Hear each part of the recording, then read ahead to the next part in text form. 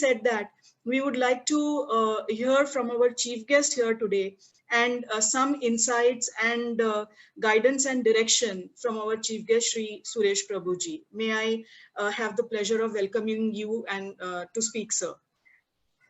So thank you very much, and thank you, my dear friend, one of the great imagination person of the country, Mr. Prahlad Kaka, for being there, as well as being chairing this such an important forum. And of course, Director General, thank you very much. Also happy that Mr. Srivastava is supporting this, and I can see so many distinguished panelists who will be speaking after me, and therefore I really welcome all of them to this very interesting program. You know, while this is such a topical issue, let me divide my talk into 3-4 aspects, because just what my dear friend Prahlad said, I'm just reacting to it, as well as some of the ideas which you mentioned. I'm just reacting to all of that. One is at a time like this, when the economy is in trouble, the global economy is in trouble, and the virtual effect of all that is on the SMEs. They're at the receiving end.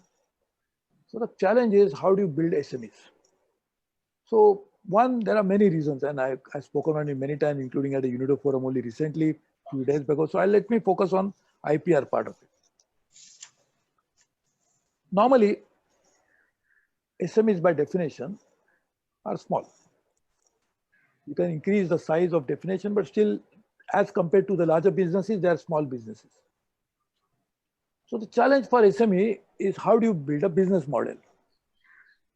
One way to build a business model is to work under some large businesses. So if there is a large tree, the smaller trees can come up under the shades of a large tree. It's called undergrowth. So that's one business model. And we have seen that business model succeeding also. Like companies becoming suppliers as ancillaries, as components to large businesses. So that's one business model. But then there could be another business model, which is knowledge-based businesses. You can build your business based on your very intrinsic, unique, identity of knowledge. And that identity could be built in a way that it becomes very unique to you. Nobody can say that I can also do it. You can do it, then you make it better. Now, taking example, because Prahlad mentioned about pharmaceutical. Let us take pharmaceutical industry.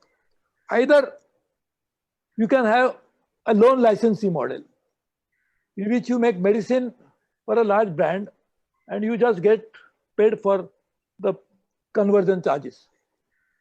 Then you could have a reverse engineering model, that you make generic drugs from something which the patent which has gone out of shelf.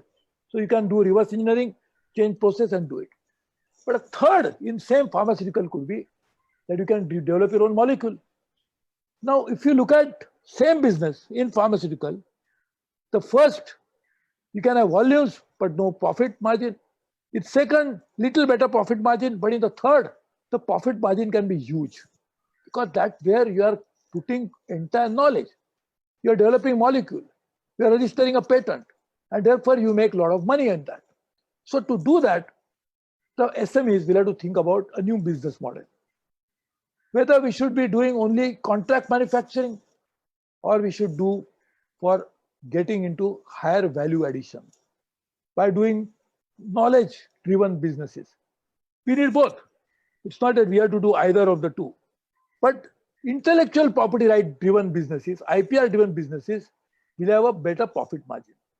Let's take one other example. If you are manufacturing a product as a contract manufacturer, you can make X. But if you are also designing a product, then you can get not X square, but probably even more, because you are now capturing a value chain at a level where there is a maximum value addition. There is a maximum money addition that happens. So getting a business model for a small business enterprises is very critical in this very difficult times for the SME sector. So if you can build a business around knowledge or ideas, you can make much more money. So now to do that, you have to work on designing a product. You have to think about business ideas.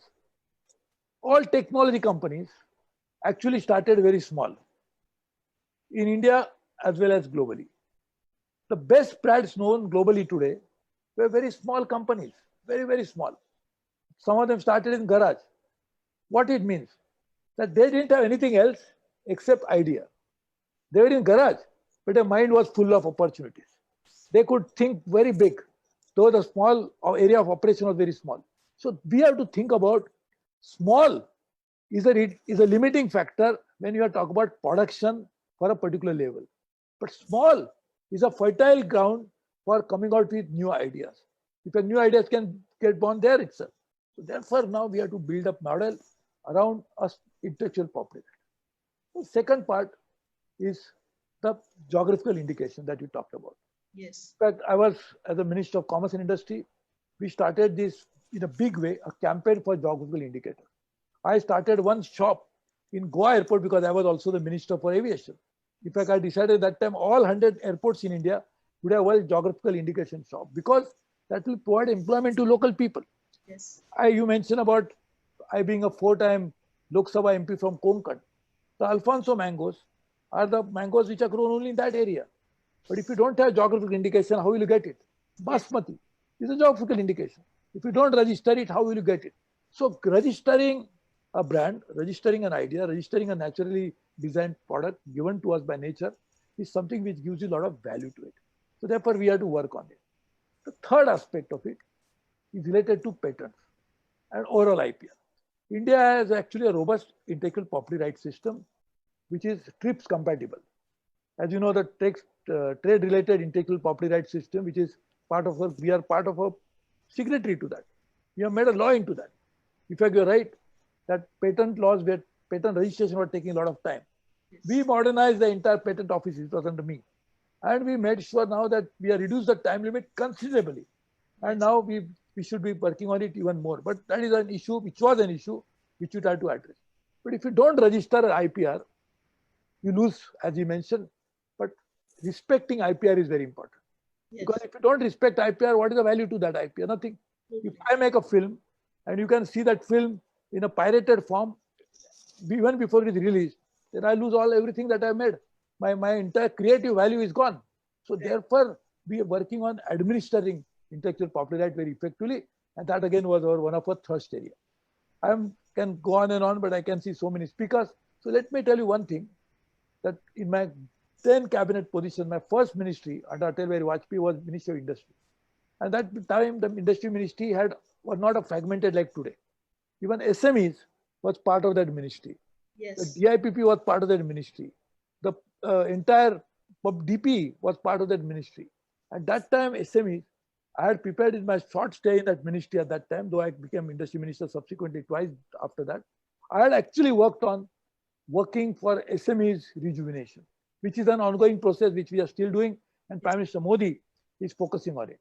I think it's a very good conference at a time when Prime Minister Modi has given this clarion call of making local brands global, and I think that will go a long way. But if you make designing and then manufacture, you make more money. If you design on an intellectual property basis, you can make much more money.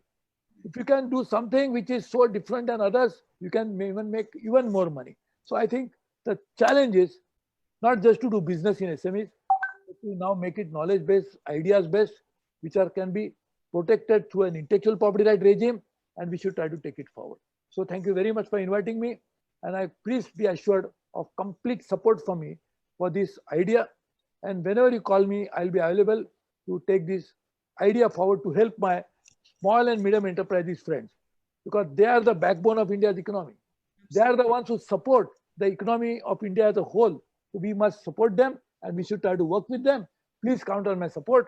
Thank you very much for inviting me. All the best to you. Thank you so much. Thank you very much, sir, for coming and sharing such valuable